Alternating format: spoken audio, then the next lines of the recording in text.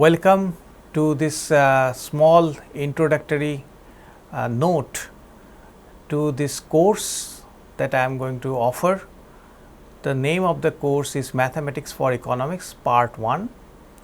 My name is Debarshi Das. I teach economics at the HSS department in IIT Guwahati. So, what is this course about? I am going to spend a few minutes on that. As you can see, the name itself suggests that it is about mathematics, and it is about mathematics application in the subject of economics. And also notice that it is part 1. That means it is just an introductory course. There could be a part 2 after this, but this is just an introduction to how one can understand mathematical applications in economics. What is the aim of this course? This is a basic course on the applications of mathematical techniques in economics.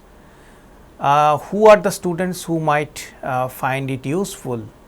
Students of science and engineering background would find it useful. Their training in mathematics may help, because the students who are enrolled in science and engineering undergraduate courses, they must have done mathematics at their +2 level or in their undergraduate level. So, they are trained in mathematics, but what we are going to help them to understand is how these mathematical topics are used in understanding economic ideas. At the same time, I must make it clear that although they might get some advantage because they have background in mathematics, in this course we are going to build the concepts, the mathematical concepts from the very scratch. So, for example, when I talk about calculus, I am not going to assume that you know differential calculus, you know how to take the derivative of a function. I am going to introduce what is a function, and then under what conditions the derivatives can be taken, and what do I mean by differentiation. So, the things will be built up from the very scratch. So, this course will enable such students, that is students of science and engineering, to explore the subject of economics. Actually, not only economics, they will find that there will be some applications of mathematics in finance also that we shall be dealing with, because economics and finance are very related subjects. Apart from this particular group of students who are from science and engineering background, students of economics and other social sciences would also benefit from this course, because obviously this course, as you shall see, it's a standard course in the undergraduate economics honors courses across India. So, the students who are actually enrolled in economics courses or in other social sciences courses, they will also benefit. For example, one can think about political science, even sociology. They also do a little bit of economics in their syllabus. So, they will also benefit from the exposition of this course. This course follows a syllabus which is approved by the UGC. What is UGC? For those who do not know, UGC means University Grant Commission. It is a body of the Government of India which coordinates and maintains the standard of higher education in India. So, UGC has a set syllabus which is recommended to all the universities of India, and what we have done is that we have followed that syllabus. In some cases we have improved on that syllabus, we have included more topics, but that is the minimum standard that we have maintained. So, that is what I was saying, that the students of economics who are enrolled in universities in India and those universities follow the UGC guidelines, they will also benefit from this course. In this course there will be 30 lectures and it will cover a host of topics in 12 weeks. So, the course will be over in a span of 12 weeks. Aside from introducing the topics and discussing their properties, applications of the topics and economics and other fields will be provided.